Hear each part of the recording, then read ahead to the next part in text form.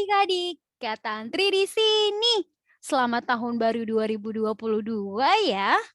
Gak terasa hari ini sudah hari Minggu. Kita ketemu lagi di cerita firman Tuhan bersama Kak Tantri.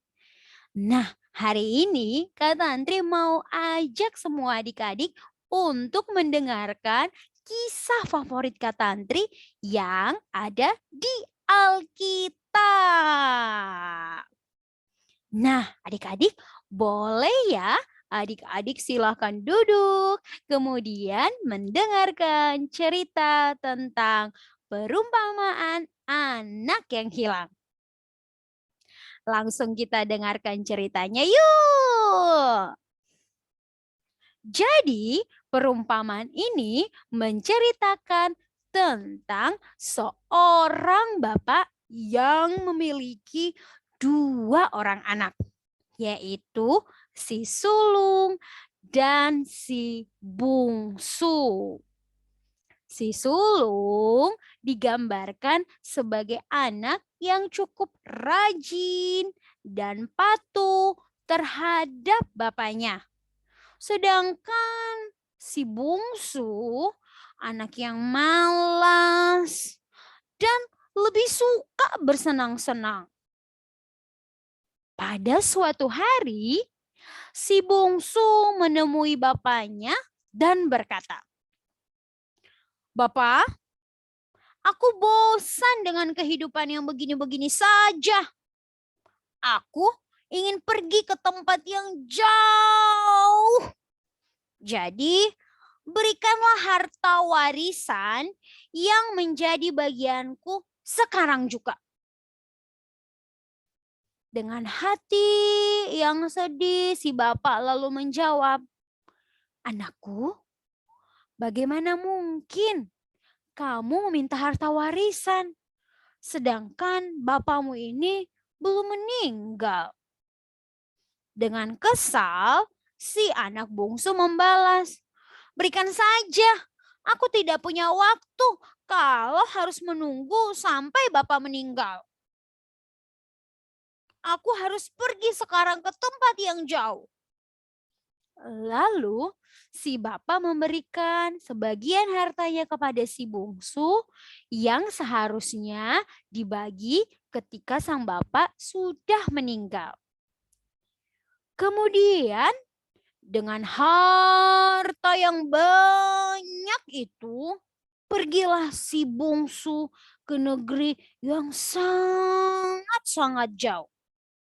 Selama di sana, dia hanya berfoya-foya dan menghabiskan seluruh hartanya. Setelah uangnya habis, ternyata di negeri tempat dia tinggal terjadi wabah kelaparan. Si bungsu pun bingung. Setiap hari dia harus menahan lapar karena tidak ada makanan adik-adik. Bahkan sampai ia ingin memakan ampas babi di tempat dia bekerja sebagai penjaga babi.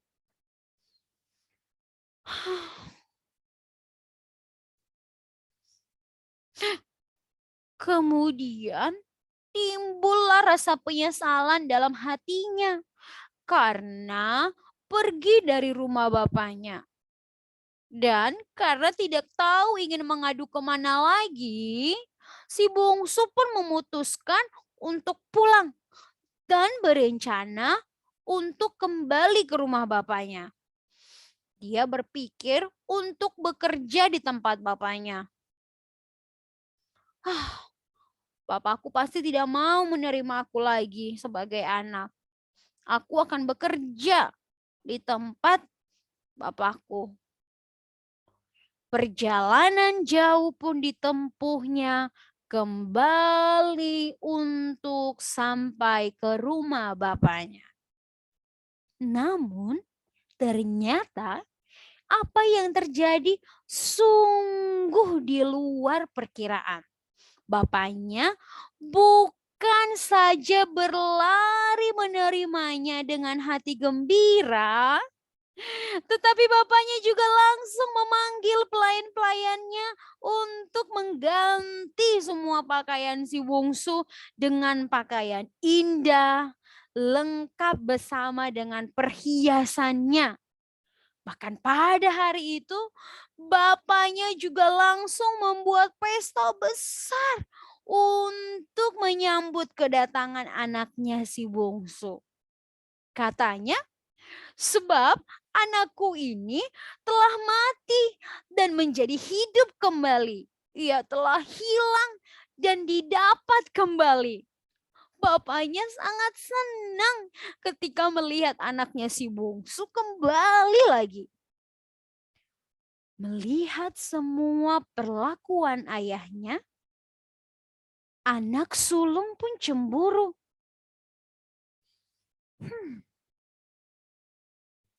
Dia berkata kepada bapaknya, "Setelah sekian lama aku bekerja membantu Bapak, tidak sekalipun Bapak memperlakukan aku sebaik itu." Ia marah-marah dan tidak mau mengikuti pesta itu. Kemudian bapaknya datang dan menjelaskan kepada si sulung. "Bapak selalu bersyukur karena kau dengan giat membantuku setiap hari, sulung. Kau lebih beruntung karena setiap hari kau mendapatkan kasih sayang dan tempat yang nyaman dariku.